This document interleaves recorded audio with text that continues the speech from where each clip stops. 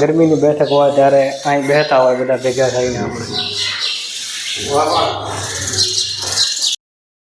મિત્રો, આ ગૌશાળાનું નામ છે લખીરામ બાપુ, જે ઠાકોર સમાજના ભગવાન છે માવસરી ગામમાં।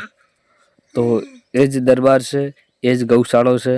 તો ગૌશાળો જોઈ શકો છો, જે સમાજના મોટા મોટા કાર્યકર્તા છે, સમાજના મોટી મોટી મિટિંગોમાં જતા હોય, એ બધાને ધ્યાન આપવું જરૂરી છે કે આપણી ગૌ માતા લખીરામ બાપુ ધામ, જ્યાં ગૌશાળો છે લખીરામ, એના ગૌશાળામાં કેવી રીતે રહેશે, ગરમીમાં ગાયોને શું જરૂરત હોય, કોઈ તડકા હોય, કોઈ ઠાઢો હોય, કોઈ પતરાનો સેટ ગરમ હોય, તો સરસ મજાની સેવા કરો। તમે બીજામાં પૈસા વાપરો છો તો ગાયો માટે થોડા ઘણા 2 રૂપિયા વાપરતા રહો। આવો તો આપણે માવશ્રી લખીરામ બાપુ ધામ, જે ગૌશાળાનો નજારો તો હું તમને બતાડી રહ્યો છું, બરાબર।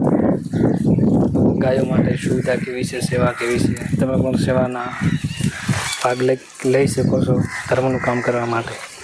ગરમી વધારે, ગાયો ખૂબ પડતી હોય, તડકાની ઝાડખો પણ નહીં અહીં, તો પતરાના કોઈ સેટ બનાવેલા છે, સુવિધા તો સારી જ છે।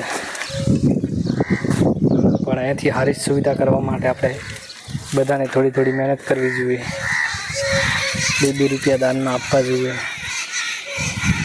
તો ગાયાની હંગાથે માવસરી ગામમાં તમને રોજડા પણ જોવા મળશે। અહીં રોજડા પણ રહે છે, રિયલ જોઈ શકો છો, આ રોજડા જ છે।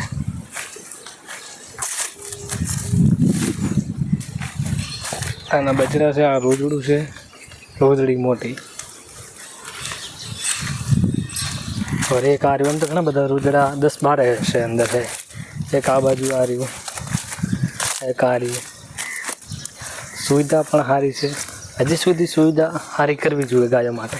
શું તમને કહું કે આ ગૌશાળો હજી નાનો પડે માવસરીમાં, તો આપણે વિડીયોમાં વધુ ને વધુ શેર કરવાનો છે। તો મિત્રો, જે નાના નાના ટોગડા હોય એના માટે બછડો માટે અલગથી બનાવેલો